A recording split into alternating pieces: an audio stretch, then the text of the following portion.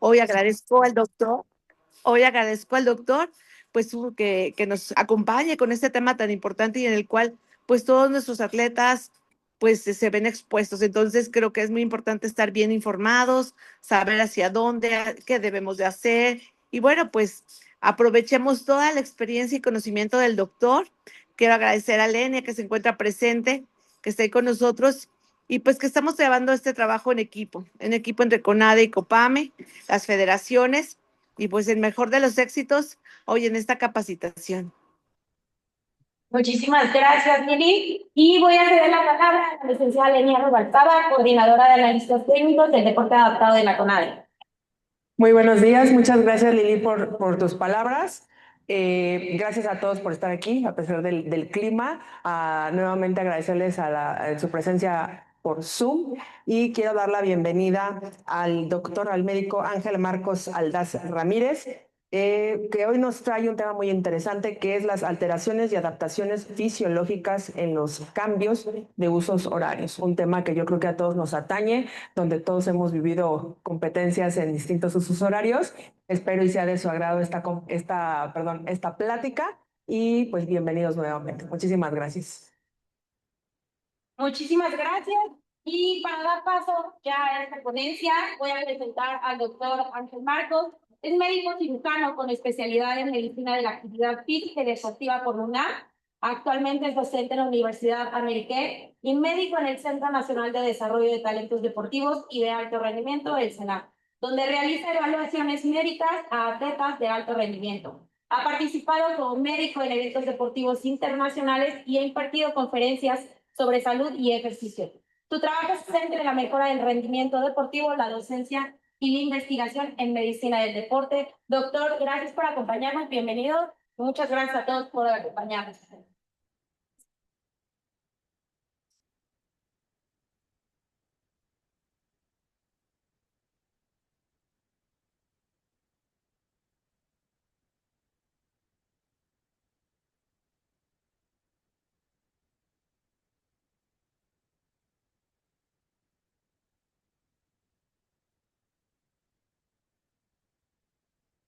¿Listo? Bueno, antes que nada, buenos días. Muchas gracias a todos. Muchas gracias al comité organizador que nos invita y nos incluye a poder participar en toda esta serie de conferencias que ya llevan tiempo y todavía las que faltan. El día de hoy vamos a hablar acerca de un tema que la verdad creo que se queda o se deja mucho de lado y que en todo lo que tiene que ver con deporte de alto rendimiento es un tema del día a día. Sí. Muy bien, solo para repetirlo, como ya lo mencionaron, el día de hoy vamos a hablar de alteraciones y adaptaciones fisiológicas en los cambios de usos horarios. ¿Por qué es importante este tema? No me cambia. Este tema, al final de cuentas, es importante porque en todo lo que tiene que ver con alto rendimiento, ya sea deporte adaptado o deporte convencional, la cantidad de viajes que realiza un atleta puede llegar a ser muy alta. Sabemos perfectamente que esto va a depender tanto del deporte, la temporalidad y del macrociclo. Depende mucho de si es un año olímpico, si es un año centroamericano, o un año panamericano. Un promedio, sabemos que esto puede ser mucho más o puede ser menos. Un atleta puede llegar a viajar entre 10 o 20 veces al año. Esto puede ser por campamentos, puede ser por competencia, puede ser por diferentes circunstancias. Los viajes se pueden dividir de acuerdo al tiempo. Entonces, viajes cortos de menos de 3 horas no es lo común, pero hay veces que se puede realizar. Viajes largos de más de 3 horas también están presentes. ¿Qué nos va a llevar a esto? Pues los síntomas como más comunes que todos lo hemos sentido, aunque sea un viaje incluso de casa a trabajo, ¿no? Una fatiga durante el día, una interrupción del sueño por las noches, que esto nos va a llevar a una disminución de la concentración y una disminución del estado de alerta. También importante los trastornos gastrointestinales que esto nos puede generar, sobre todo cuando viajamos a culturas diferentes, países diferentes y toda la situación que va englobando. Antes que nada, para empezar, ¿qué son los usos horarios? Bueno, los usos horarios son un sistema que se implementó a finales del siglo XIX por un científico escocés llamado Stanford Fleming, que esto básicamente es un método que se utilizó para saber o tener la certeza del horario que va a ser al lugar donde se va a ir. No fue hasta el principio de los 1900 donde esto ya se aceptó mundialmente. Lleva este nombre de usos horarios básicamente por los usos de hilar, que son la composición de los meridianos, y da la impresión como se van amarrando los hilos. Los usos horarios básicamente parten del meridiano de Greenwich, que sería la parte central, que es un cero. Entonces, de acuerdo a los grados, cada 15 grados va a haber un uso horario y cada uso horario va a ser una hora. Entonces, del cero de la parte central hacia la izquierda o hacia el este serían 12, hacia la parte occidental o derecha serían otra vez 12. Al final de cuentas son 24 usos horarios que nos da cada 15 grados, son 360 grados. A ver, ¿qué es lo importante de saber todo esto de los usos horarios? ¿Qué sucede cuando cambiamos de usos horarios? Sí o sí va a existir una desincronización del reloj biológico. Ahorita vamos a ver en la definición cuál es la diferencia entre reloj biológico y ciclo circadiano. Esto nos va a llevar a alteraciones de los ritmos fisiológicos y nos va a llevar a dos puntos importantes, tanto fatiga de viaje como jet lag, que todo el mundo lo hemos escuchado, todo el mundo lo hemos sentido, pero tal vez puede ser que existan algunas dudas o cosas que no sepamos de esto. Es importante saber como tal la diferencia. Si ustedes pueden leer las definiciones, parecería prácticamente que estamos hablando de lo mismo, pero no. Al hablar de reloj biológico, básicamente hablamos de todo lo que rige, básicamente lo que rige nuestro día a día son ciclos. El sol y la luna, la noche y el día, un ciclo de 365 días del año y demás. ¿Cuál sería la diferencia de estos dos en el cuerpo? Básicamente, ciclo circadiano se refiere a un día, un ciclo que dura alrededor de 24 horas, puede ser 20, puede ser 28. Y una diferencia de esto sería, por ejemplo, el ciclo menstrual en las mujeres. Existe una fluctuación, por ejemplo, de hormona luteinizante, que normalmente va a durar menos de 24 horas. Entonces, eso está regido por el reloj biológico, pero no es un ciclo circadiano. Y el ciclo menstrual completamente, que va alrededor, en teoría, de 28 días, pues también está regido por el reloj biológico, pero no es un ciclo circadiano. Entonces, básicamente el ciclo circadiano es lo que pasa en un día o en 24 horas. Y bueno, ¿cuál es la importancia de este ciclo circadiano? Pues bueno, esto es lo que nos regula la parte sueño-vigilia o como tal, sí, una de las principales, digamos, razones o que tienen que ver con nosotros y el entrenamiento es la parte de la recuperación. Esa recuperación gran parte se genera durante el sueño. Entonces, a grandes rasgos, ¿qué pasa en el sueño? Existe una acumulación de reservas energéticas para procesos metabólicos, hay una remodelación neuronal para una función sináptica, hay una consolidación de la memoria y hay una recuperación corporal. A términos generales, hablando específicamente, por ejemplo, ¿no? Hablando de hipertrofia, sabemos que hay una triada que nos ayudaría a la hipertrofia. Una es la parte nutricional, que hay un aporte proteico, otra es la parte del entrenamiento, que hay un adecuado estímulo, y otro es un adecuado descanso, que haya una situación de recuperación, porque sabemos que durante la noche la resíntesis de proteínas es alto y el proceso, digamos, de reparación de los músculos o de las fibras musculares es alto. Yo les hablo específicamente de hipertrofia, puse el ejemplo de hipertrofia, pero aunque no se trabaje en hipertrofia, aunque el estímulo sea diferente, es este momento en donde se va a llevar a cabo. Entonces, bueno, una mala calidad de sueño se relaciona con enfermedades crónico-degenerativas y trastornos psiquiátricos. Esto es importante porque trastornos del sueño existen muchísimo y al final de cuentas no es el tema del día de hoy, pero sí está bien relacionado que trastornos del sueño nos va a llevar a un mayor riesgo de padecer diabetes, enfermedades cardiovasculares, aumenta nuestro riesgo cardiovascular, Y también tiene que ver, por ejemplo, en trastornos psiquiátricos, existe una mayor propensión en trastornos de depresión, trastornos de ansiedad e incluso en trastornos de bipolaridad. Y incluso uno de los principales tratamientos de todo esto es justamente tener un adecuado descanso. Vamos a entrar a la parte fisiológica y esto va a ser como muy breve. ¿Cómo funciona en el cuerpo el ciclo circadiano? Básicamente, existen reguladores del ciclo que tienen un término, lo vamos a ver en la siguiente diapositiva, que sería time givers o site givers o dadores de tiempo. Básicamente son los estímulos. El principal estímulo que rige al ciclo circadiano es la luz y la oscuridad. ¿Por qué? Nosotros tenemos en la retina neuronas que llevan esa información de la luz hacia el sistema nervioso central, específicamente en el hipotálamo. En el hipotálamo se va a registrar esta información en el núcleo supraquiasmático. Este núcleo es el marcapaso principal. Sin ese estímulo en ese marcapaso principal no se podría llevar este control del ciclo.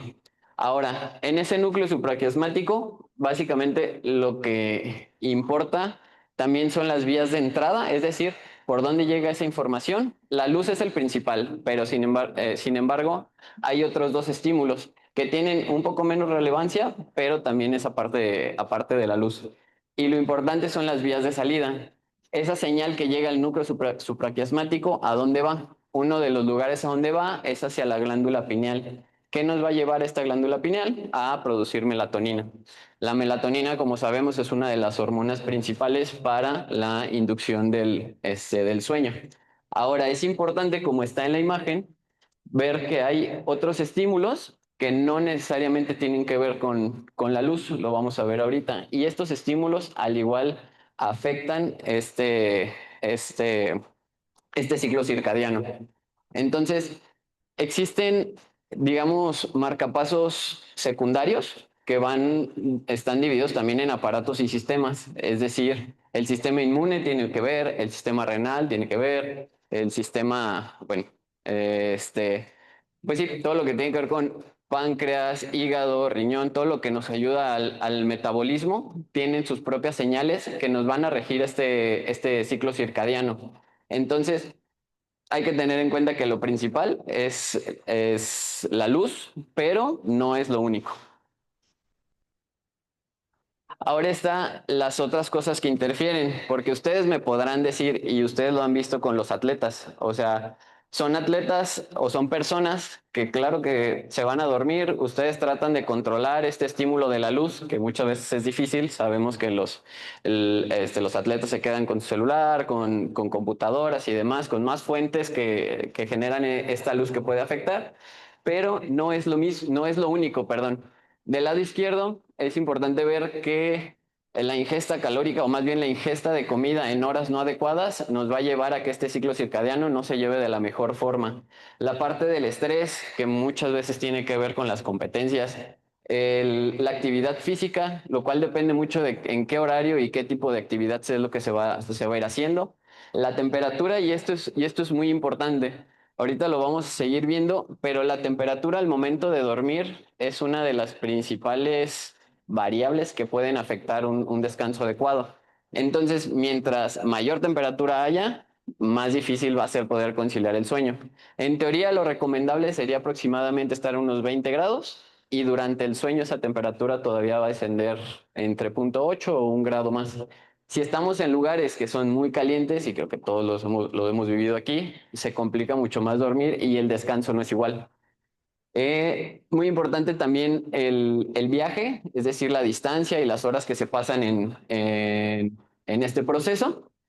Que el atleta o el paciente esté tomando algún tipo de medicamento que esto intervenga en el ciclo circadiano.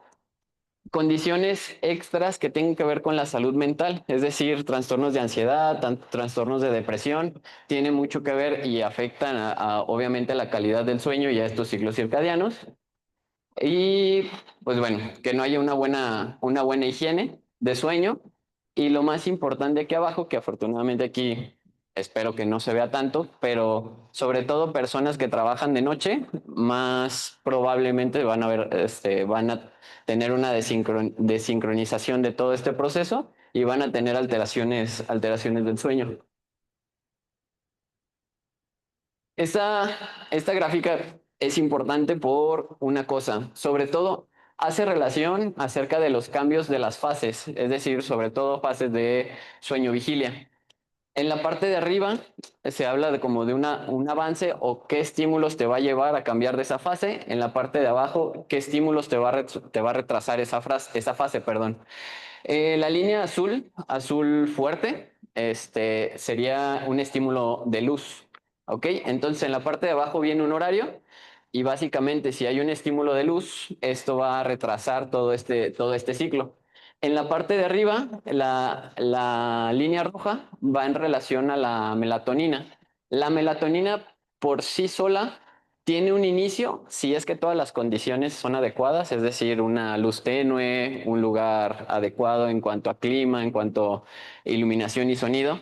Aproximadamente 2 horas antes de la hora normal de dormir, empieza esta liberación de melatonina.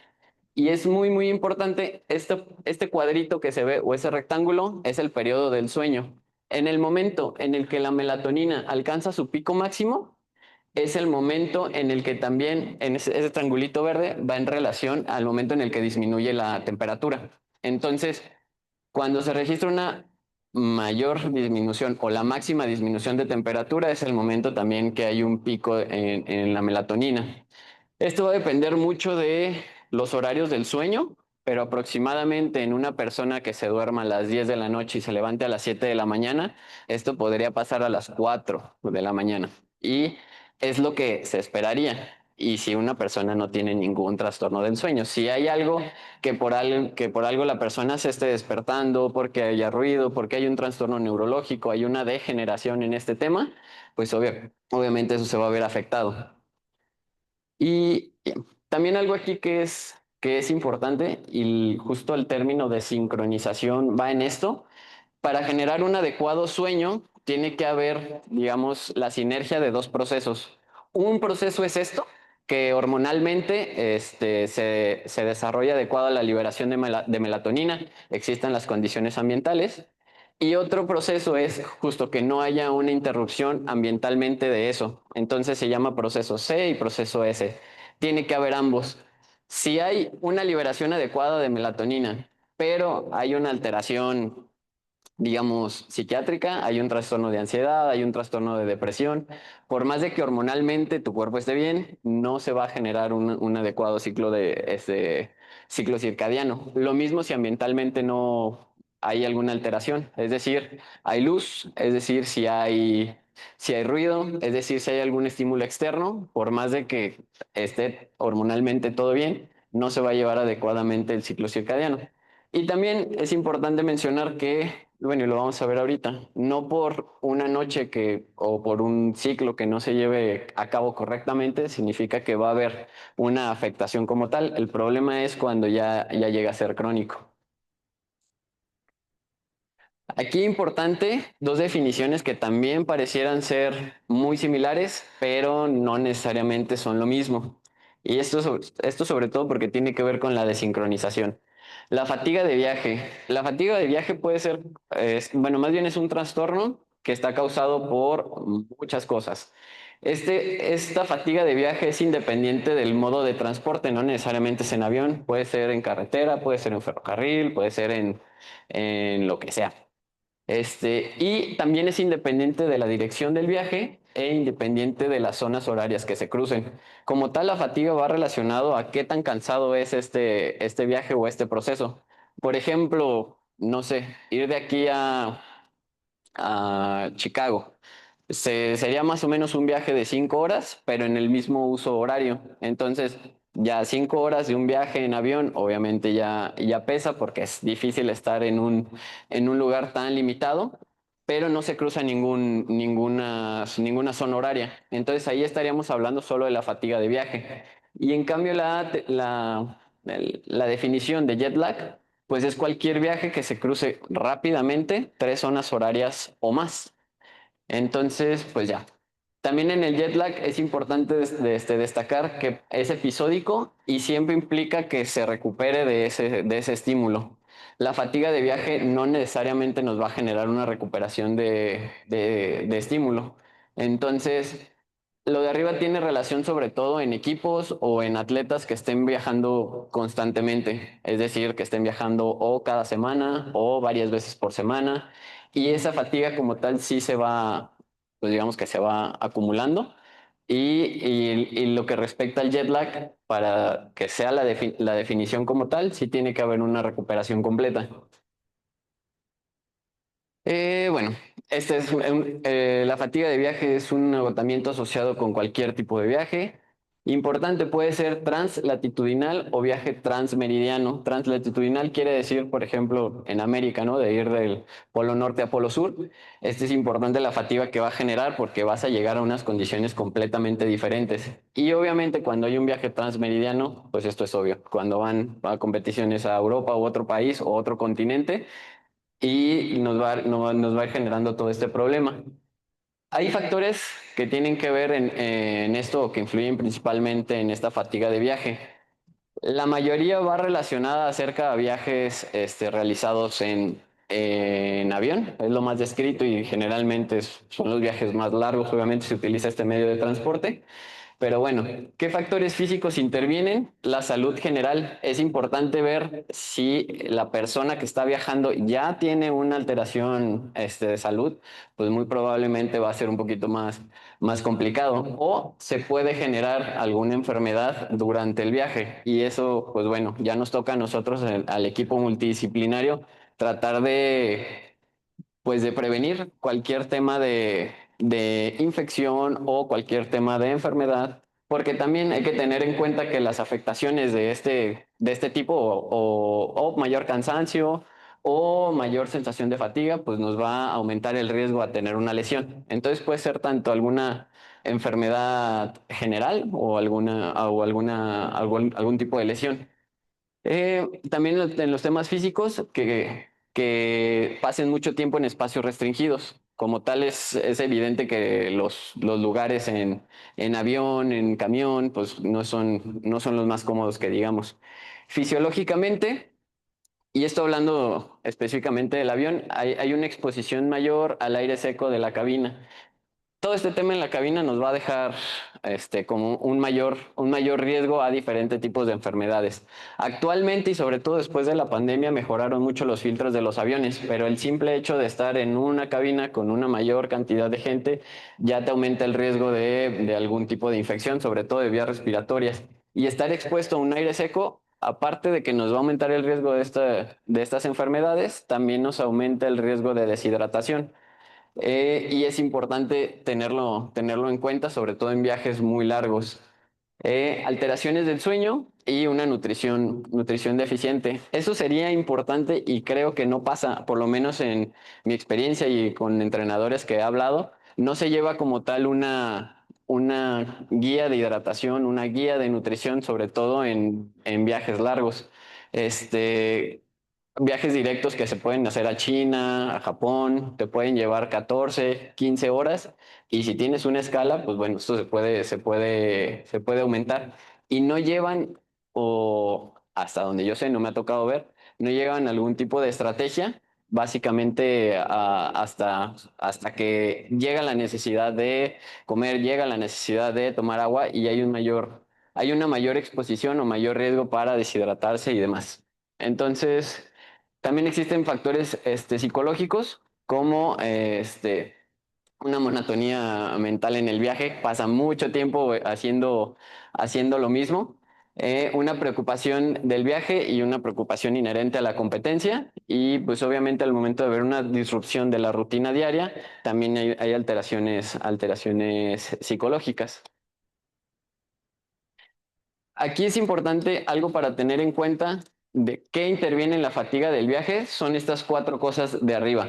Distancia total del recorrido, el tiempo del viaje, la frecuencia con la que se va a viajar y la duración de la temporada.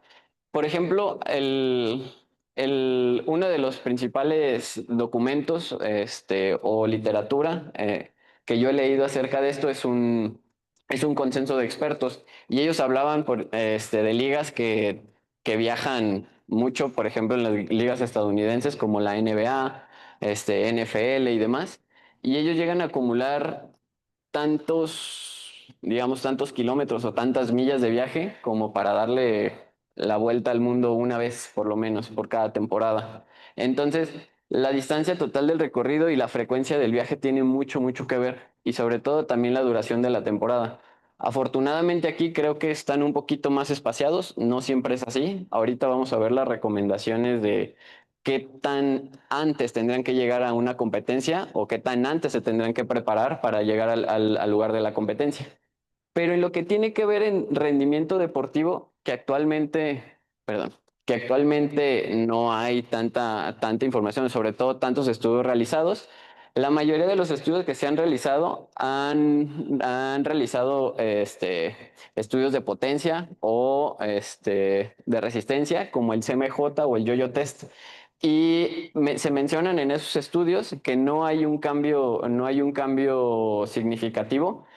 Entonces, después de un viaje o después de una serie de viajes, en donde sí se notan alteraciones es en la percepción de la fatiga, sobre todo en situaciones psicológicas, tanto la percepción de la fatiga como temas de estrés, temas de ansiedad, temas de eh, pues sí, principalmente estrés y ansiedad. Entonces, ahí sí se llega a tener un efecto. Ahora, ¿cuál es el problema de estos estudios? Que pues no todos los deportistas o no en todos los deportes se realiza ese gesto motor. Tal vez si se hicieran pruebas específicas para cada tipo de deporte, que sería lo ideal, se podrían llegar a tener resultados más confiables o resultados más fidedignos. Vamos a pasar ahora al jet lag, que bueno, esto repetimos, es cualquier viaje que cruce más de 3 zonas horarias o más, 3 o más. La importancia del jet lag o lo que tiene que ver en qué tanto nos va a afectar es la distancia recorrida, el número de zonas horarias y la dirección del viaje. Esto nos va a generar, sí o sí, desincronía de los relojes internos. Y esto es importante. ¿Es lo mismo realizar un viaje hacia el este que hacia el oeste? Pues la respuesta como tal es que no, no es lo mismo. Fisiológicamente, el cuerpo se adapta más a días más largos. Es decir, si le agregamos horas al día, que sería viajar hacia el oeste, el cuerpo se puede adaptar mejor. A que si se acorta el día, que serían viajes hacia el este, serían viajes aquí en México, viajes hacia Europa principalmente. O, pues sí, Europa o más, o Asia. Entonces, esto es importante tenerlo en cuenta porque esto tiene mucho que ver en la recuperación. Actualmente, nada más como dato aquí en México contamos con 4 zonas horarias hoy en día. Entonces, el que viaje de Tijuana a Cancún, pues ya se enfrenta ahí con 3 horas de diferencia y ya se cubriría este requisito de 3 usos horarios. Pero bueno, lo que tiene que ver aquí es el tiempo requerido o lo que se recomienda para la recuperación del cruzar usos horarios. Siempre que se viaje al este, lo recomendable es un día por cada zona horaria que se cruce. Y siempre que se viaje hacia el oeste, lo recomendable sería mediodía por cada uso horario, es decir, la mitad. Y justo es por esto, por esta capacidad que tiene el cuerpo mayor hacia adaptarse a días más largos que adaptarse a días más cortos. Y bueno, en esto es un esquema sencillo en qué es los principales parámetros o los principales variables que nos va a afectar el jet lag. Lo principal es una afectación cognitiva. Entonces, como les mencionaba al principio, es en el momento del sueño en donde se realiza una consolidación de la memoria. Se puede llegar a tener una afectación de la memoria visoespacial, que este tipo de memoria es lo que nos va a llevar a tomar decisiones en un momento dado, que obviamente tiene que ver en muchos tipos de deporte, el tomar una decisión adecuada ante una situación dada. Y la motivación, la actitud, el sueño diurno, son de las principales cosas que se van a ver afectadas por el jet lag. Aumenta el riesgo de lesión, obviamente hay una deprivación de sueño, la fatiga va a aumentar, tanto física como mental, y esto nos puede orillar una disminución del rendimiento deportivo. Ojo, hasta ahorita se habla así, digamos, muy sencillo, pero es justo por la falta de artículos serios, artículos científicos que nos lleve a ya poner valores de cuánto es lo que se esperaría de disminución de este rendimiento deportivo y específicamente qué es lo que medimos, ¿no? Aquí es importante porque justo yo lo hablaba con colegas míos y no se lleva una adecuada evaluación, incluso yo haciéndolo en alguno de los viajes, no es que llevemos una evaluación del jet lag. ¿Existen herramientas? Sí, sí existen herramientas. Entonces, desde la primera, existen cuestionarios, estos dos primeros son los que más validez tienen, que por ejemplo el cuestionario de Liverpool es un cuestionario que nos mide 6 parámetros. En esos 6 parámetros va más relacionado a cómo se sienten, qué tan cansados se sienten, qué tal durmieron, algunas situaciones de comportamiento que nos orienten a alguna alteración hormonal y sobre todo el puntaje que nos ahorra va a ser relacionado a estar aplicando el cuestionario en diferentes momentos del día por diferentes días y ir viendo su progresión hacia la mejora o hacia la peora, o también el decidir si se puede utilizar algún tipo de medicamento para apoyar o no.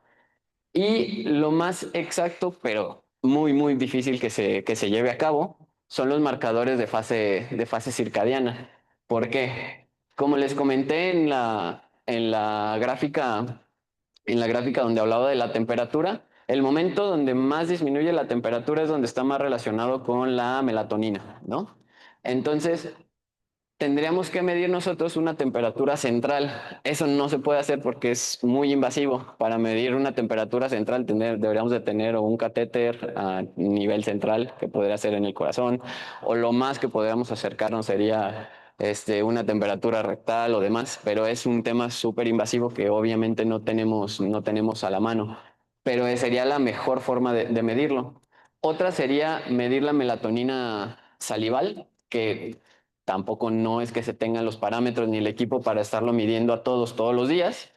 Y otro sería la temperatura de la piel. Estos 3 parámetros sí nos orientarían un poquito más de cómo va nuestro atleta o nuestra persona en ese momento o en este proceso de jet lag, pero no necesariamente no necesariamente se puede aplicar a todos y no se tienen ni los recursos y tienden a ser súper invasivos. Nada más es como un resumen, nada más para, no las diferencias, pero para ver lo que nos puede llegar a afectar los ciclos circadianos. Básicamente, en la fatiga del viaje van a intervenir ambos, tanto factores internos como factores externos. Y en la parte de jet lag, perdón, principalmente van a intervenir factores externos. Entonces, la parte de jet lag, sobre todo, es la parte verde, que es la dirección del viaje y la distancia del viaje. Y en la parte rosa nos habla ya de la fatiga del viaje, que tiene que ver el tiempo, la frecuencia y la distancia. Como vemos, los síntomas pueden llegar a ser los mismos, muy, muy parecidos. Y la forma de monitorizarlos, pues ya, cada una como tal tiene sus herramientas. Principalmente el jet lag. No existe una herramienta como tal para valorar la fatiga del viaje, más que una revisión integral. Te hace una revisión por psicología, una revisión por nutrición. Entonces, sería una revisión por cada área del equipo multidisciplinario, pero no existe una herramienta específica. ¿Ok? Y Y esto también es importante porque a todas las personas les afecta de la misma forma esta desincronización del ciclo circadiano. La respuesta es que no. Hay algunas personas que se pueden adaptar mejor que otras y esto está relacionado con el cronotipo. ¿Qué es el cronotipo? Es el momento en el que las personas realizan o pueden realizar o pueden tener su máximo rendimiento deportivo o su máxima actividad o demás. Existen tres tipos de cronotipo: matutino, intermedio y nocturno. ¿Por qué está dado este cronotipo? Sí tiene un factor genético, pero como todo en medicina y sobre todo en medicina el deporte también es algo entrenable. Entonces, mientras se vaya entrenando, digamos que a la hora en las que las competencias se van a realizar, y estas competencias pues sí van a depender del deporte, hay unos que se realizan en la mañana, en la tarde o en la noche, es más fácil que el atleta se vaya adaptando pues sí, a este cronotipo o a esta zona horaria que es a la que va a llegar. Entonces, bueno, estos porcentajes van en relación a la cantidad de personas de acuerdo a los estudios que se hicieron de este tema, la frecuencia que existe en cada tipo de cronotipo. El cronotipo intermedio en teoría sería el de mayor, aunque para mí en lo que yo he visto aquí, la mayoría de los deportistas empiezan súper temprano, entrenan súper temprano y es la mayoría de los deportes que nosotros atendemos aquí, entonces casi todos tendrían un cronotipo principalmente matutino. ¿Sí? Si quieres. Pausa. Tenemos un espacio de 15 minutos, 10 minutos para configurar y regresamos con la parte de la ponencia.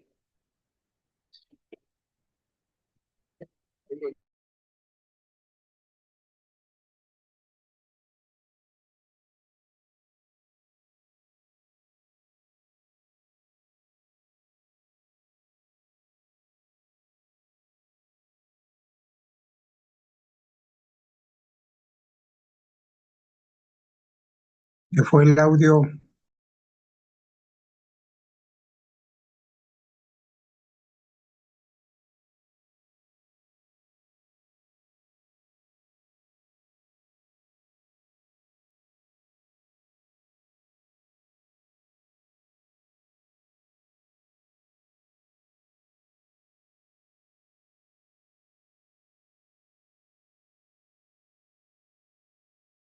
Es el coche, ¿no? Y lo que yo de este o al oeste.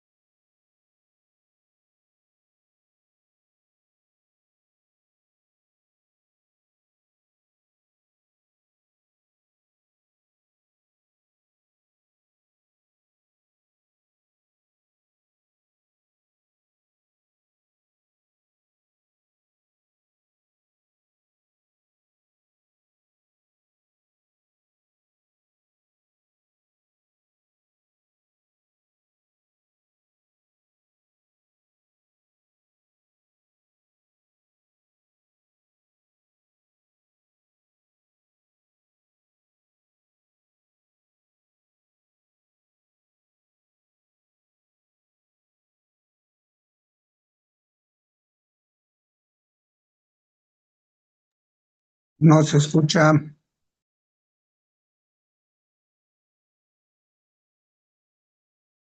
Pues no es tan marcado físicamente, pero sí es marcado.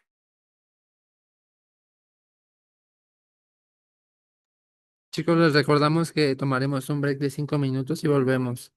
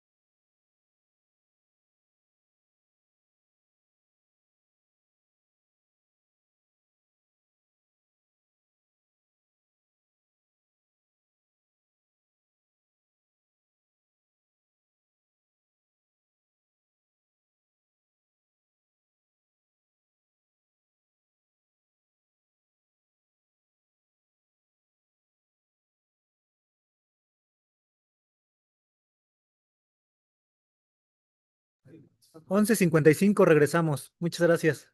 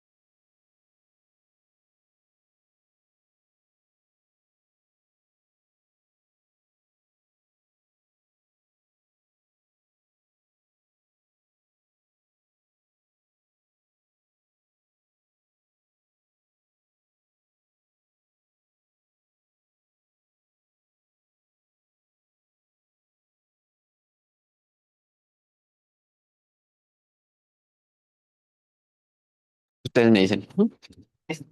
¿Ya? Bueno, vamos a continuar con la siguiente parte, que ya básicamente son las estrategias y recomendaciones para todo este tema.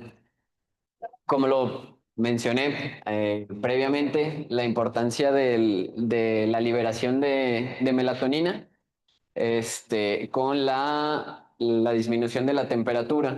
Entonces, en la primera tabla, donde viene la hora habitual para dormir, y ponen tres ejemplos, ¿no? De 10 a 6, de 11 a 7 o de medianoche a 8 de la mañana. En teoría, la liberación de melatonina empieza 2 horas antes de la hora habitual de sueño. Entonces, los que normalmente duermen a las 10, la liberación de melatonina empezaría en teoría a las 8 de la noche, siempre y cuando estén las condiciones adecuadas, ¿no? Sobre todo el tema de la luz.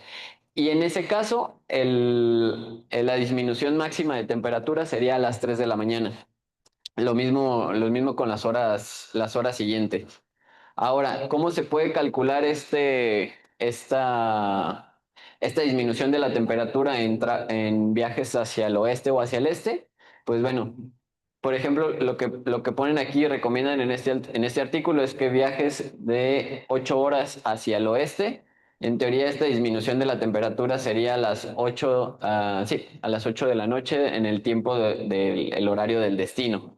Y un viaje hacia el este sería aproximadamente a las 12 del día en el tiempo del horario del destino. Vamos a ver aquí porque obviamente este tipo de viajes desfasan mucho o desincronizan mucho este tema y sobre todo en las últimas dos diapositivas que tengo como tal un ejemplo. En la siguiente, bueno, estrategias como tal, vamos a hablar de temas generales. Esto es muy importante porque cada estrategia sí se tendría que personalizar como todo en medicina. Se tendría que personalizar por el viaje y obviamente por el atleta. Entonces, ¿cuáles serían las recomendaciones generales? Pues bueno, tratar de escoger un vuelo más adecuado que coincida con las horas de luz al momento de llegar. Asegurar la cantidad adecuada de sueño y sobre todo también la calidad, poder tomar una siesta si es necesario, considerar el uso de hipnóticos de acción corta, esto siempre y cuando sea necesario, ahorita vamos a hablar de eso, y también se puede utilizar cafeína siempre y cuando lo que busquemos es que mantenernos despiertos en cierta hora, sobre todo llegando a nuestro destino. En cuanto a las estrategias, se dividen en farmacológicas, no farmacológicas y las mixtas. Como no farmacológicas está obviamente la exposición a la luz solar, evitar la exposición de luz azul justo antes de acostarse, este tema con todos los dispositivos electrónicos y tratar de optimizar la cantidad y calidad de sueño. Esto es importante porque, bueno, nosotros o yo ahorita estoy hablando como si están las condiciones adecuadas, vamos a poder dormir, pero el porcentaje de atletas que tienen algún trastorno del sueño es alto. Entonces, atletas, a pesar de que no tengan algún tipo de viaje, no necesariamente descansan de la forma que debería de ser. Entonces, eso es un punto, digamos, aparte y hay que tratar de detectarlos para irlos tratando de forma adecuada, ya sea por el área de psicología, por el área de psiquiatría o el área como tal de medicina del deporte como nosotros. Entonces, hay que ir, digamos, detectando cada tipo de caso para ir viendo cómo lo vamos a tratar. También en las no farmacológicas, perdón, mantener una alimentación e hidratación adecuada, adaptar la hora de las comidas a la hora del destino, evitar las bebidas con cafeína después de mediodía y realizar una sesión de ejercicio de baja intensidad durante los primeros días después de un vuelo largo. Este es algo importante y es algo que estábamos hablando ahorita.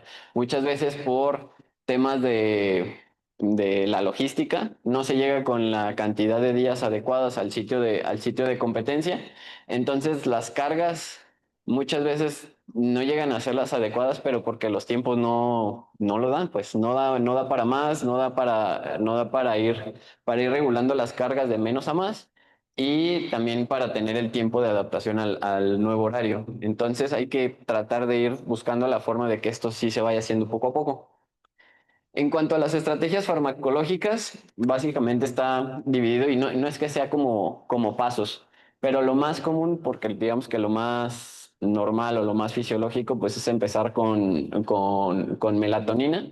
Hay personas que sí tienen un efecto adecuado hacia la melatonina, hay personas que no. Y bueno, la melatonina como tal tiene propiedades hipnóticas y cronobióticas y es benéfica para la resincronización. Se puede tener en cuenta el uso de sedantes hipnóticos, pero este sí generalmente no es la primera línea. ¿Y en dónde se puede utilizar? Sobre todo las guías marcan que a partir de que un atleta presenta 4 días de insomnio, ya se podrá utilizar este tipo de hipnótico. Pero, pues obviamente tener 4 días sin dormir es súper desgastante. Entonces, digamos que esta estrategia es ya a problemas mayores, soluciones mayores. Entonces también el tema de evitar los estimulantes, como cafeína, nicotina, bebidas alcohólicas antes de acostarse o después de mediodía. Y por último viene como un ejemplo importante. Estas 3 escalas que están aquí en la pantalla es sobre todo en viajes hacia el este. Y solo puse hasta 8 horas de diferencia. Normalmente mayor a esa diferencia, ya lo que se recomienda es como si fuera un viaje hacia el oeste, es decir, ir retrasando el ciclo circadiano. Hasta 8 zonas horarias se recomienda como irlo adelantando. Punto número 1, en la de hasta arriba, digamos, la escala de hasta arriba, está dividido en las 24 horas del día, ¿no? Y las recomendaciones que ponen aquí, o se pone aquí en este ejemplo para dormir, sería aproximadamente una persona que se duerme a las 12. 12 de la noche y se despierta a las 7 de la mañana. La cruz morada va en relación a la liberación de melatonina y a qué hora se presenta. Entonces, una persona que duerme a las 11, perdón, esa liberación de melatonina se presenta a las 9 de la noche. ¿Ok? La flechita verde va en relación a el momento en el que la temperatura baja su máximo. Las flechas punteadas es el tiempo total de sueño. Entonces, cuando nos presentamos en un cambio de zona horaria de 4 horas, la flechita morada y las líneas punteadas las dejan en el mismo horario que sería si estuviéramos en el lugar de casa, pero aquí como tal vemos las recomendaciones. Sería, por ejemplo, empezar a dormir a las 12 de la noche del nuevo lugar, pero la flechita verde que está sobre las puntadas sería la primera noche, después la segunda noche, 3, 4, así hasta llegar hasta 4 días para llegar a esa aclimatación. Y aquí es importante, este círculo rosa que aparece por acá sería la administración de melatonina, ¿ok? Normalmente cuando se viaja hacia el este, las recomendaciones de las guías es que se administre melatonina 11 horas antes del momento en el que tú quieres que se registre ese pico. Normalmente cuando se viaja al oeste serían 4 horas antes y esa es como tal la recomendación para esperar que se llegue a ese pico a la hora que tú deseas o a la hora que tú lo vas a ir entrenando para que se recupere. Obviamente día tras día se tiene que ir recorriendo también esa toma de melatonina para que de acuerdo a las zonas horarias que cruzaste, llegues en los días adecuados a ese objetivo de la mayor liberación de melatonina endógena. Y ya, los lentes de sol y la exposición al sol, eso va en relación a las recomendaciones de cuándo sí se debería o cuándo sí se recomienda la exposición al sol y cuándo no. Por ejemplo, en estos viajes al este, básicamente la exposición al sol la ponen todavía en un periodo, no, perdón, en un periodo posterior al despertarse, porque aquí sería como la recomendación y posterior a eso. Cuando lo vamos a ver ahorita en el oeste cambia como tal un poquito. Así es lo ideal que nosotros tendríamos que presentar o que nosotros tendríamos que recomendar para cada deporte, como cada atleta. Entonces, lo importante sí sería como tal valorar, obviamente, las zonas horarias que se van a cruzar, la cantidad de atletas, como el tener un registro previo de cómo es que ese atleta o esos atletas descansan para hacer las recomendaciones mucho más personales y mucho más individualizadas.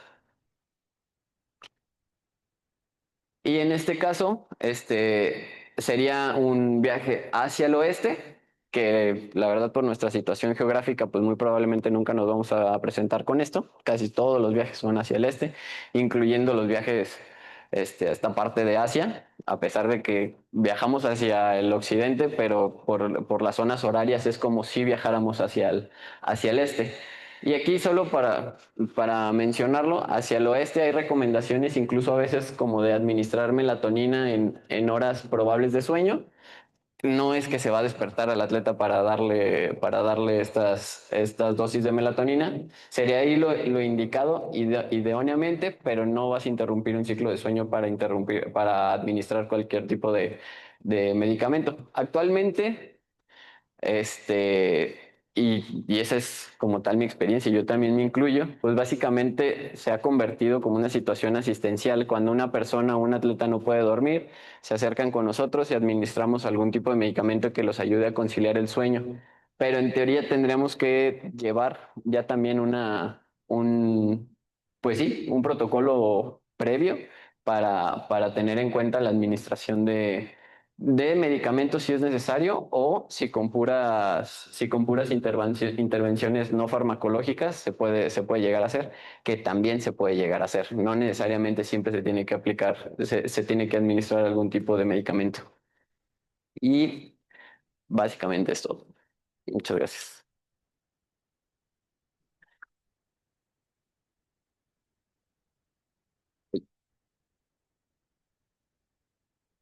Vamos.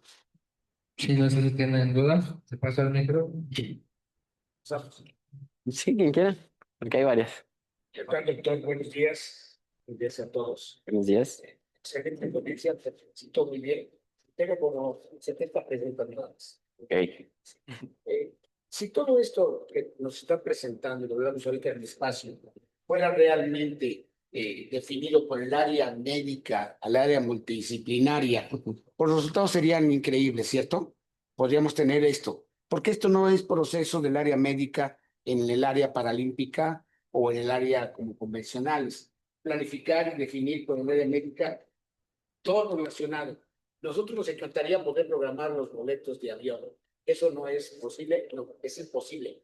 Nos avisan un día antes que salimos y a veces salimos a las 3 de la mañana y el cambio es brutal y el itinerario es horrible. Si lo dijimos como lo estoy diciendo ahorita, a lo mejor mañana ya no nos dan boletos. Entonces es una tragedia completa.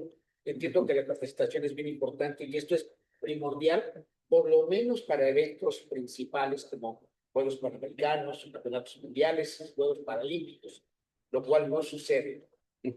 Normalmente el jet lag tiene esa difusión que hemos hablado del un día por cada hora de diferencia de uso horario y al oeste no lo utilizamos casi nunca.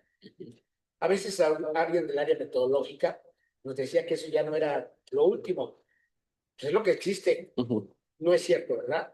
El uso horario es totalmente determinante para las horas de cambio de horario, de acuerdo al video de Greenwich. Si tenemos 8 horas de diferencia para Alemania, pues tendríamos que tener por lo menos 8 días previos de adaptación, ¿cierto? Sí, eso es lo recomendable, aunque ya sí hay estudios en los que no necesariamente se lleva todo ese tiempo y se lleva un adecuado rendimiento, pero actualmente sí se recomienda de un día por cada hora. Consideramos, como tú decías, la planeación del vuelo, Sí. la forma de adaptación al vuelo Sí. y todo lo que sería. Ahora, nos hablabas hace rato de la etapa de adaptación previa. Y yo te comentaba que yo he probado 3 o 4 veces la etapa de adaptación con periodos entre 30 días, 21 días, 15 días mínimo, en el cual yo cambio las horas de entrenamiento por las horas de competencia que va a haber en lugares sedes muy lejos. A veces eso no es no es lo mejor, por supuesto. porque las condiciones para tener etapas de adaptación no funcionan en México. ¿Por qué? Porque no podemos comer a las 2 de la mañana, entrenar a las 4 de la mañana en una alberca de curso largo, pues tenemos que transportarnos al cenar, no hay quien nos adapte, los cambios totalmente de despertar o de vigilia son más sacrificados que en las etapas que vamos a ganar en la adaptación. Sí. Porque es una adaptación. Te hablaba y te decía que tú sabes que la aclimatación viene cuando la puerta del avión se abre y ahí estamos a la altitud y a todo. Entonces a veces no es recomendable, o sea, a menos que tuviéramos, ¿estás de acuerdo con eso? Sí, sobre todo tal vez periodos tan largos previos no sería recomendable porque si ya se afecta desde antes el ciclo circadiano, pues va a llevar un poquito más el tema de la recuperación. Lo que se menciona en muchos artículos y las recomendaciones son de 3 a 5 días, de 3 a 5 días empezar con esos cambios y terminar con con la adaptación, obviamente, al llegar al llegar al lugar. Que aquí muchas veces por tema de logística, pues sí no se da como tanto tiempo en el lugar al que llegan para que generen esa adaptación. Pero tampoco tener tanto tiempo previo va a representar una mejoría. Sí es bueno empezar desde el tiempo de donde partimos, es bueno empezar desde aquí, en México, pero la recomendación en los artículos va de 3 a 5 días como tal. Lo que pasa es que las adaptaciones, como te decía, aquí en México, pues son más que imposibles. Sí. Entonces, si tuviéramos ciclo de adaptación con todas las condiciones, muy probablemente lograríamos el objetivo. Y por eso yo hacía adaptaciones entre 30 y 21 días, que periódicamente vamos sacrificando el horario y no hay tanto desgaste, pero creo que no son recomendables. Sí. Otra pregunta, ¿cómo se recupera mejor a recuperación del jet lag cuando tenemos 8 o 9 horas de diferencia de uso horario, con siestas temporales periódicas? Porque nosotros decimos siempre, no te duermas porque si no en la noche no duermes. Sí. Pero a veces eso es un desgaste para cierto tipo de atletas que si se duermen una horita o 45 minutos hay una recuperación y ayuda al ciclo circadiano, ¿es cierto? Sí, es cierto. Como tal, las recomendaciones de la siesta siempre va a que sean menores a 30 minutos. Entonces, sí, el hecho de poder tener una siesta, sí va a ayudar, sobre todo en los primeros días, que son los días más difíciles. Incluso después puedes seguir manteniendo el tema de la siesta, si es como tal, así como está acostumbrado. Pero sí lo recomendable para que ya no afecte de más durante la noche es que fueran menores a 30 minutos y sí son recomendables. Correcto. Y por último, una pregunta más. En el cronotipo, aquí nos hablas de un porcentaje de adaptación donde el cronotipo mejor de adaptación es intermedio. Es muy difícil definir a nosotros como entrenadores cuál es el cronotipo intermedio en 10 atletas. Sí. Como no lo tenemos controlado, ¿cómo podríamos tener eso? Yo estoy seguro que eso debe ser una asistencia de ustedes, del área multidisciplinaria, que con tiempo completamente reservado podamos tener ese control y sepamos qué atleta, de acuerdo a su prueba, de acuerdo a su participación, porque a veces programamos y compite hasta el último día o en el tercer día. Entonces, esa injerencia de ustedes nos va a permitir conocer el cronotipo ideal para cada atleta. Sí, el tema del cronotipo creo que son de las cosas que más móvil puede ser, porque sí, tiene un componente genético, pero la parte ambiental o la parte a lo que este atleta se ha entrenado o ha estado entrenando es lo que más va a determinar ese cronotipo. Yo ahí la recomendación sería de acuerdo a si ya se sabe qué horario se va a competir, si ya se sabe pues sí, en qué condiciones va a competir, ir dirigiendo los entrenamientos pues hacia ese mismo horario, hacia ese mismo momento. Hay deportes que son muy temprano, hay deportes que no son tan temprano, hay deportes que a veces es a una hora y a veces es a otra, ¿no?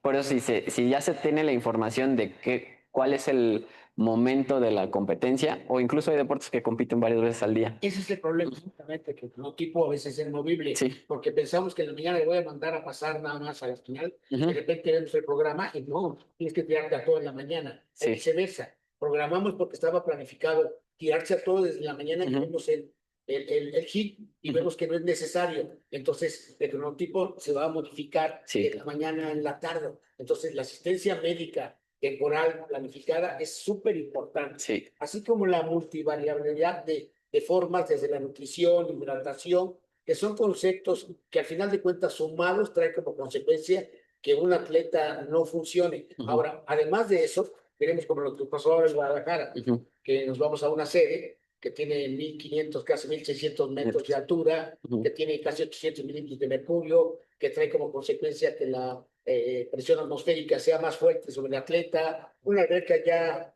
vieja, entre comillas. ¿Cómo podemos suplir todos esos procesos para tener por lo menos una posibilidad de tener una mejor resolución? ¿Y por qué no la área médica se involucra haciendo las solicitudes y nos quitarían mucha responsabilidad al entrenador? Porque el entrenador es el que solicita el ingesto calórico, la etapa de fortalecimiento, la etapa de adaptación, cuándo salimos, cuándo volamos, cuántos días estamos allá, qué vamos a hacer en el intermedio para si vamos a dar melatonina, vamos a dar valeriana, y si la valeriana es del laboratorio, porque si es de hierbitas no la permiten. Entonces son impresionantes cosas facéticas que nos caen sobre el entrenador. ¿Qué podrían hacer el área médica para que nuestros próximos campeonatos mundiales tengamos una asistencia total por su parte correspondiente y nos dediquemos nosotros a entrenar y a terminar los procesos? Sí, idealmente todo este es un trabajo de todo el equipo multidisciplinario, o sea, nutrición, psicología, medicina, porque al final de cuentas lo que dice es cierto, no a todos los viajes va el equipo multidisciplinario, generalmente es el entrenador quien lleva pues casi todo. Entonces, sí, sí, sí es recomendable eso. Obviamente no siempre se va a poder viajar con todo, tal vez el trabajar con protocolos hechos desde antes y que el entrenador se vaya con esos protocolos o que se vaya con esas indicaciones para que, como bien dijiste, el tema de que solo se concentren al entrenamiento, sí tendría que ser lo ideal. Y yo creo que justo como comentó ahorita aquí el área técnica, sería a mi punto de vista es como más sencillo, ¿no? Sería como hacer la solicitud para el equipo multidisciplinario al que se está asignado, ese deporte, ese deportista, ese atleta, se desarrolle todos estos protocolos y estas recomendaciones, y justo para que tratar de aligerar un poquito a los entrenadores que llevan toda la responsabilidad. Muchas gracias. Sin miedo y con tu ayuda lo vamos a hacer. Oh, gracias.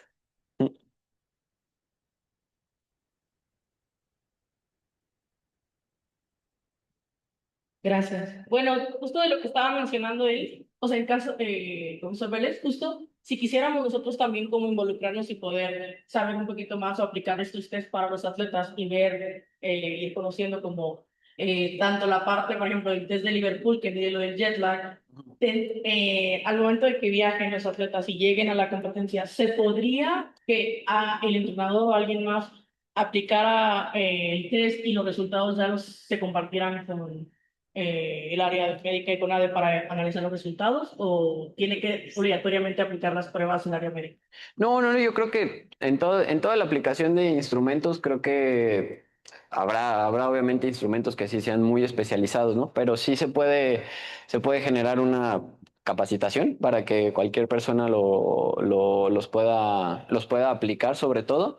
Y ya el tema del análisis ya podría ser eso diferente, pero sí es una opción, sobre todo porque en este tipo de cuestionarios se aplican en diferentes horarios. Entonces, sí tendría que ser una persona que esté pues casi 24/7 con el atleta. Y volvemos a lo mismo, no siempre se puede generar esa posibilidad de que viaje el psicólogo, que viaje el médico, que viaje la nutrióloga o el nutriólogo. O sea, no es posible siempre. Entonces sí se podría generar, sobre todo para la aplicación de los instrumentos, sí. Ok, y mi segunda pregunta, en la parte de lo que mencionabas que la melatonina cuando la toman, pues no todos reaccionan igual y no siempre sabemos si la van a necesitar o no. Entonces, para nosotros saber desde antes de que se vayan, que es una posibilidad en caso de que el atleta presente algún problema al dormir o algo, se puede, pues ahora sí que, ¿hay algún protocolo para nosotros poder saber si el atleta es elegible o no para utilizarlo? Eso justo sí es una decisión completa del área médica. Ahí sí, quien esté encargado de ese deporte, de ese atleta, como tal debería o se podría generar una prevención de eso. Y justo con dosis, con medicamento y demás. Entonces, Sí, a mi punto de vista sí debería como tratarse previamente con el área médica, ya ir como tal destinado de si pasa esto sería esto, si pasa esto sería esto, sobre todo guiado a este tema, ¿no? Ya otras situaciones médicas que se presenten en el viaje se tendrán que resolver ahí, pero sí, y todo eso sí bajo la prescripción del médico. Ok, Ujú. Ajá.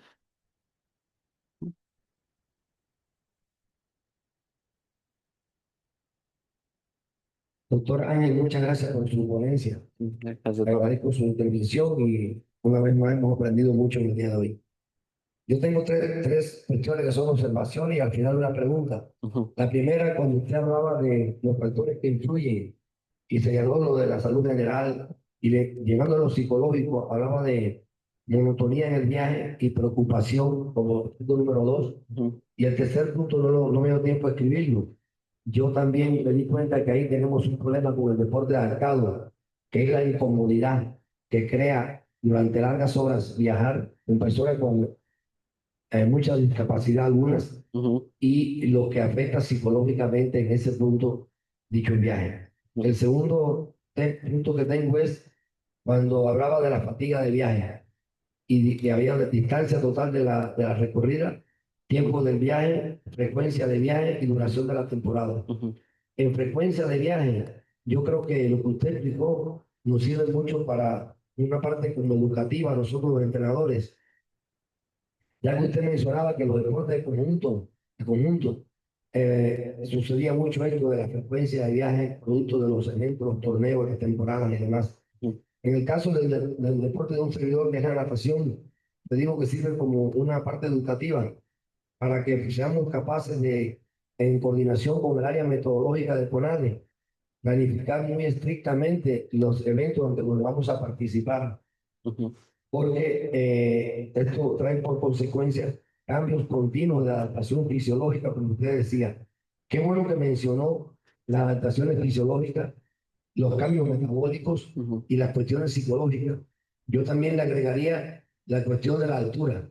Vivimos en la Ciudad de México con una altura que cuando vamos hacia otro país, que es a nivel del mar, nos beneficia y cuando regresamos nos perjudica. Y la adaptación fisiológica al regreso es más difícil que la de la ida. Además de esto, si existe otra competencia en puerta, porque me refiero a esto de frecuencia de viaje, ujú, que no está en el periodo adecuado, donde la ciclicidad deportiva nos permite volver a preparar a los atletas en todos los aspectos médicos, metodológicos y deportivos, ujú, pues el resultado puede ser un fracaso en vez de un éxito. Y ujú, número tres es la diferencia de horas.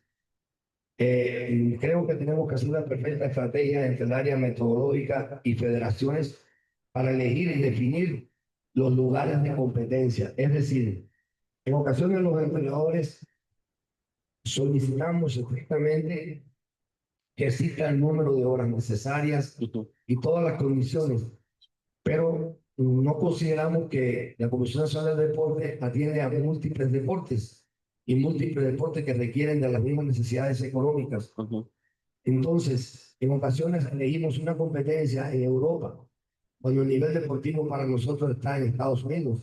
ujú, Y entonces no valoramos la posibilidad de ponernos de acuerdo ujú, y competir en un lugar donde si vemos que la condición deportiva, si lo vemos, si lo podemos comprobar, es similar desde el punto de vista calidad, no someternos a todos estos cambios que se ven en el área, repito, fisiológica, metodológica y demás, para poder hacer una competencia adecuada y con la calidad que requerimos y demás.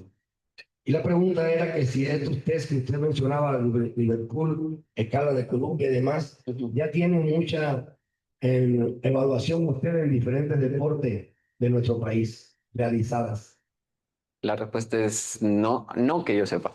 Entonces, sí, son normalmente, como le comentaba, profe, lo que tendemos a hacer en el área médica y también por el hecho del desgaste que lleva todo esto, pues es convertir esto en un tema asistencial, ¿no? Entonces, si no pueden dormir, se trabaja sobre eso. Si tienen alguna enfermedad, se trabaja sobre eso. Pero este tema de los test y todo para ir midiendo también tiene que ver en un tema preventivo, que Probablemente habrá médicos que lo realicen, pero hasta donde yo sé no somos, más bien somos muchos los que no lo hemos hecho. Entonces, sí, hasta donde yo sé no se hace mucho. Ujú. Muchas gracias. Sí.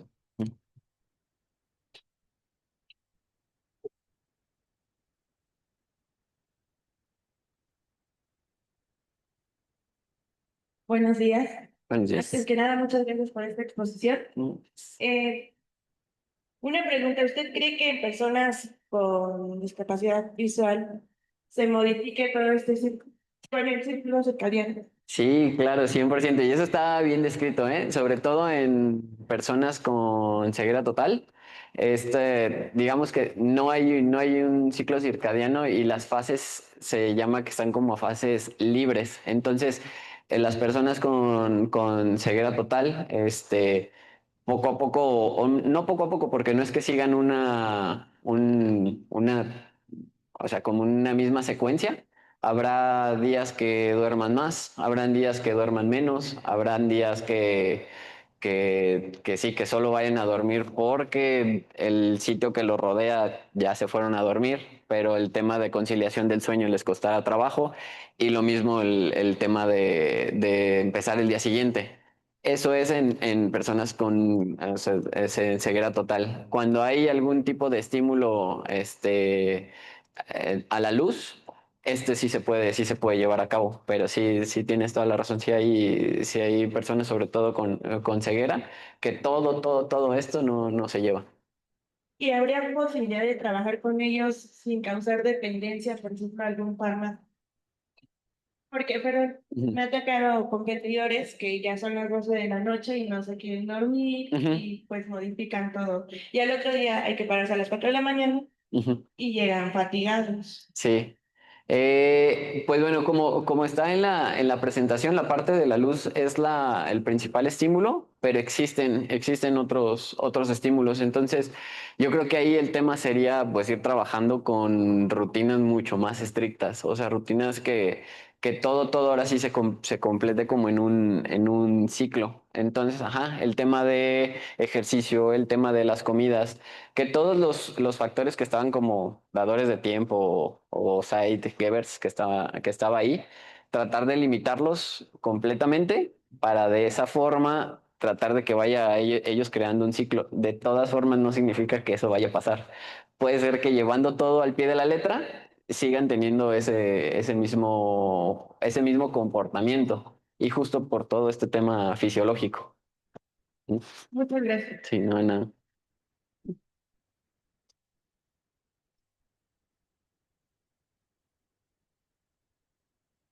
Buenas tardes, doctor. Hola, Ansel. Primero que nada, muchas gracias por su ponencia y Gracias. trabajo. Gracias. A título personal, admirable. La pregunta es, me gustaría más enfocarme en lo que podemos realizar de manera inmediata, o sea, no tanto pensando en que busquen la forma de enviarnos antes, porque sé que al final, pues en cada evento es muy complicado y que intervienen muchos factores de por medio. Ujú. Pero comentaba un poco sobre los test, igual ya lo comentó mi compañera, si en un futuro nos pudieran asesorar para nosotros tener algún previo y valorar a nuestros atletas, los que ya comentó el profesor, el test de Liverpool y algunas escalas, Ujú. pudiéramos nosotros como entrenadores hacerlas. Si Ujú. nos darían alguna asesoría, eso nos podría ayudar mucho. Ujú. Con el tema de la melatonina, usted comentaba que son 4 días después de mostrar cierta fatiga al lugar de competencia, Ujú. pero ¿interviene en alguna reacción con algún otro medicamento? O sea, alguna reacción adversa con algún otro medicamento. O sea, saber cuándo tomarla, qué dosis, en qué momentos. Y obviamente supongo que cuando tú partes de aquí de México hacia Europa, lo ideal no es tomarlo el primer día. Mm, podría ser. Respecto a lo primero, sí, volvemos a lo mismo, ¿no? Creo que sí, el hecho de aplicar un método de medición o un instrumento se podría hacer cualquier persona y sobre todo si los entrenadores que son los que están más cercanos durante toda la competencia, sí podrían como tal aplicarlo. Y en esto, lo que es 4 días después de la fatiga ya serían los hipnóticos, que serían medicamentos ya más potentes y que sí nos podrían llevar a algún otro tipo de secuela o competencia, perdón, algún tipo de secuela. Como tal, ningún medicamento es inocuo, ningún medicamento significa que si lo vas a tomar no te asegura de que no va a pasar nada. La melatonina como tal es pues digamos, un análogo de una hormona que nosotros producimos. En teoría, la seguridad es mayor y sí se podría aplicar desde el primer día. Yo aquí como tal no puse ni nombres, ni dosis, ni nada, porque eso va completamente del médico que esté a cargo de ese atleta o de ese deporte. Entonces, sí, la recomendación es como le comenté al profe, si van a realizar, que se acerquen a su área, pues sí, al área médica con el médico que está asignado con ustedes y entre los dos, o principalmente él, obviamente, genere una estrategia para las personas, para los atletas que van. Sí se puede aplicar desde el principio. Obviamente, con todo esto van a haber días difíciles, sobre todo los primeros, pero pues sí, lo ideal es llevarlos a punto no en el menor tiempo posible, pero sí de la mejor forma. Gracias. Y la segunda sería, con estas medidas preventivas que usted comentó sobre la higiene del sueño, he visto por ahí que hay algunos tipos como de antifaces que bloquean la luz UV. No sé si en algún momento nos podría asesorar más, saber si funcionan o no funcionan, qué beneficios trae consigo y obviamente no como previo a la competencia, sino mantener a lo largo de todo el ciclo esta higiene del sueño y obviamente no solo mejorar en el evento fundamental, sino en las competencias a lo largo del año y en los entrenamientos que van teniendo los atletas. Sí hay una amplia recomendación para todo lo que es antifaces, tapones auditivos o el uso de audífonos con cancelación de ruido, sobre todo en un tema de viaje, sí, completamente, porque bueno, es evidente cuando vamos en el avión prenden, apagan las luces, pasan, despiertan, hay mucho ruido, o sea, todo eso tiene que ver y afecta y sí está recomendado. Y como tal, yo también creo que el tema de la higiene de sueño tendría que ser, esté o no esté en competencia, eso ya tendría que ser siempre. Sí. Sí, hay unos que son como justo como tipo 3D que están saliendo nuevos, pero la luz es como roja, o sea, bloquea la luz de día, por así decirlo. Okay. Se ponen previos 2 o 3 horas antes de dormir y obviamente evita esa exposición a la luz. A la luz sobre todo, pues, tanto de los celulares como de luz artificial. Entonces, bueno, he leído un poco, pero si ustedes nos pueden asesorar un poco más al respecto, estaría muy bien. Ok, la verdad yo creo que también tendríamos, o en lo particular yo tendría que meterme. Esto es un tema que van saliendo muchas cosas. Entonces hay que ver qué tanto sí ayuda y qué tanto es solo un tema de marketing. Entonces sí, porque, bueno, yo no me imagino que bloqueen la luz con otro tipo de luz, sobre todo teniéndolo 3 horas antes de que te vayas a dormir, ¿no? Porque también tiene que ver entonces los aspectos psicológicos. O sea, tendrías que trabajar otro tema para que el atleta o la persona esté consciente que va a traer algo 3 horas. O sea, de aquí a que se duerma. Entonces, ahí habría que ver, ¿no? Porque muchas veces porque tenga un objetivo de así vamos a bloquear la luz y eso tal vez mejore, pero puede llegar a afectar otra variable que no se tenía en cuenta y que salga contraproducente. Entonces, sí. Gracias. No hay nada. Buenas tardes, doctor. Bueno, muchísimas gracias por su ponencia, Gracias. toda la información que nos está brindando. Gracias. Bueno, pues por ejemplo, en el caso de mi disciplina, sí compruebo totalmente que casi de todos los años que hemos competido, nos habían tocado competencias pues en Europa con un cambio de horario pues muy extenso. Y por primera vez pues tuvimos una competencia en América que fue en Estados Unidos con un cambio de horario pues, muy pequeño de 1 hora, prácticamente 1 hora y media, 2 horas al máximo. Y sí, yo, o sea, sí pude comprobar el cambio total del rendimiento de los atletas a la hora de levantarse, con mucho mejor ánimo, con más,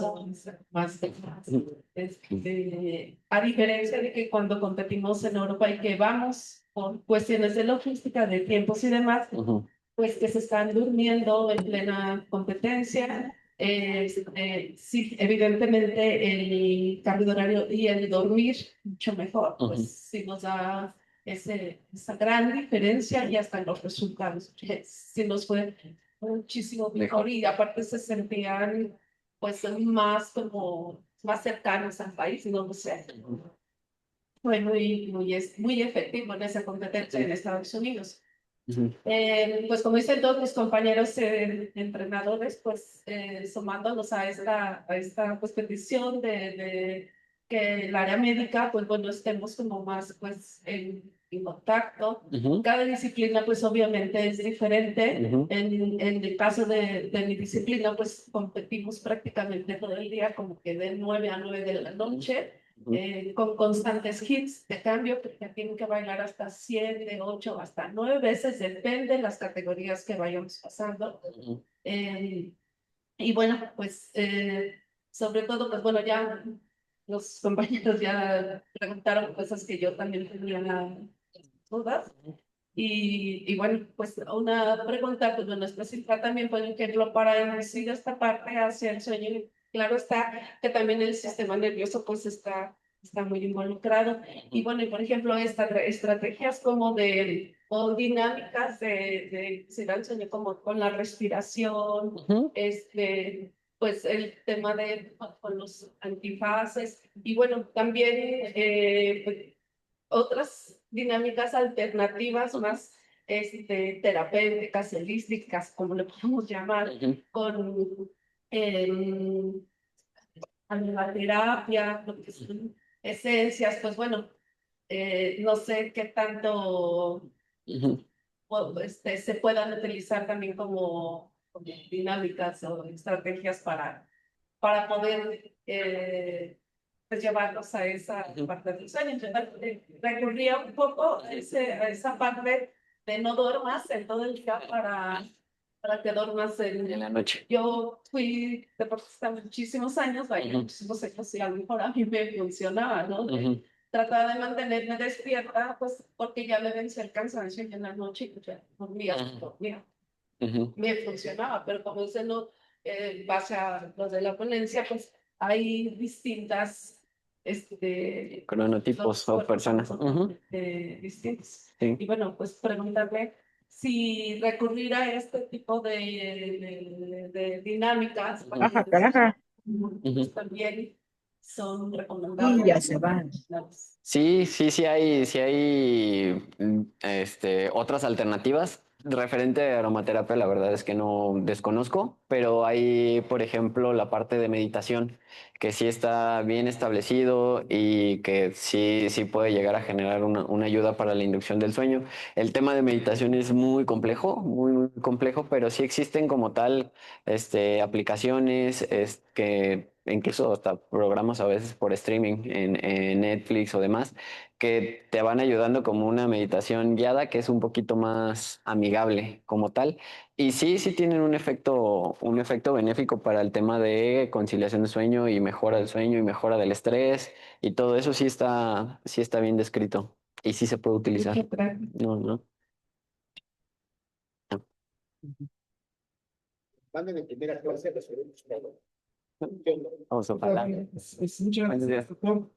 Fíjate que cuando se platicó esta estrategia con el subdirector de calidad para el deporte, señor Luis Rivera, y la presidenta del Comité Paralímpico Mexicano, pues era con base en eso, ¿no? Un poco despertar estas inquietudes por parte de los entrenadores que las viven y las sufren de manera cotidiana. Pero que a veces por ser tan cotidianos se olvida, ¿no? O sea, se olvida de la frecuencia de viajes que se tienen durante un macrociclo, y se van olvidando. Y esa era la intención, un poco volver a recordar, tener ese sustento técnico, científico, de lo que hace falta, ir subsanándolo en la medida de lo posible. Hay cuestiones que, como menciona el profesor Vélez, van a ser muy complicadas subsanar. Hay algunas otras que sí están nuestras manos, Ujú. en las manos tanto del área médica como del área técnica, como de las propias federaciones, pues a través de la propia solicitud del entrenador, ¿no? El entrenador consciente de que esto está afectando y que puede afectar un resultado fundamental como es un resultado en Juegos Olímpicos o Juegos Paralímpicos o en un campeonato mundial, pues yo creo que estaremos más al pendiente todos para irla resolviendo. Hay cuestiones que son fáciles de resolver y que a veces se nos olvidan. Un ejemplo para los Juegos Paralímpicos de París, un grupo de trabajo pues se reunió en una reunión técnica de grupo multidisciplinario y vimos el horario en el que se iba a competir la final o la prueba final para estos deportistas y pues se tuvo que modificar y a veces la modificación no implica mucho, ¿no? Cuestiones logísticas acá en México de muchas cosas. Simplemente era recorrer el horario y recorrer el día fuerte de entrenamiento, ¿no? El día fuerte de entrenamiento se tenía regularmente los martes, que era el día en el que se hacía una carga superior, y la competencia era el viernes, ¿no? Entonces, para el viernes, en el programa de trabajo, era el día débil, el día en que no se hacía más que un regenerativo, una carga más lenta. Entonces, el grupo multidisciplinario optó por este análisis previo de cuándo compites, en qué día cae, en qué horario cae, modificar que ya no fuera el martes, y eso sí se puede hacer con mucho tiempo de anticipación, que ya no fuera el martes el entrenamiento fuerte a las 11 de la mañana, sino que fuera el martes, el día viernes, con un horario recorrido a las 3 de la tarde. Y eso no implica aquí en México algún cambio, pero eso está en los mismos horarios de comida, en los mismos horarios de entrenamiento, y creo que son cuestiones que se pueden ir modificando, y esto nos lo recuerda mucho, ¿no? Estas orientaciones, estas recomendaciones que acabas de dar, ¿no? Creo que son muy importantes de establecer un esquema de vuelo, unas recomendaciones de vuelo para cada equipo, con base, y aquí sí se puede hacer, con base en cada uno de los atletas. Esta población de deportistas con discapacidad sí les genera un problema muy fuerte, los viajes largos, en cuestión de aparato digestivo, en cuestión del sueño. Y creo que en estas reuniones de grupo multidisciplinario se pueden ir atacando, se pueden ir recordando para que cada uno de los especialistas vaya trabajando y el entrenador vaya siendo soportado en su trabajo con las recomendaciones que cada uno de los del grupo puede hacer, del grupo del área técnica como del área médica, y no poner en riesgo 4 años de trabajo, ¿no? Porque a veces, si estas cosas que parecen sencillas ponen en riesgo el resultado de uno o de varios deportistas en la competencia fundamental. Entonces, creo que aquí en este salón, en esta mesa, en esta sesión, no se resuelve, ¿no? O sea, este tipo de cosas. Creo que son las recomendaciones que tú das, sustentadas científicamente, para que el resto de los entrenadores puedan hacer ese trabajo, que hay muchos técnicos también, puedan hacer ese trabajo ya en las reuniones de grupo multidisciplinario y atacar estas problemáticas que se pueden dar. Desde mi punto de vista, muchas gracias precisamente la ponencia, muy acertadas las recomendaciones. Muchas gracias. No, gracias.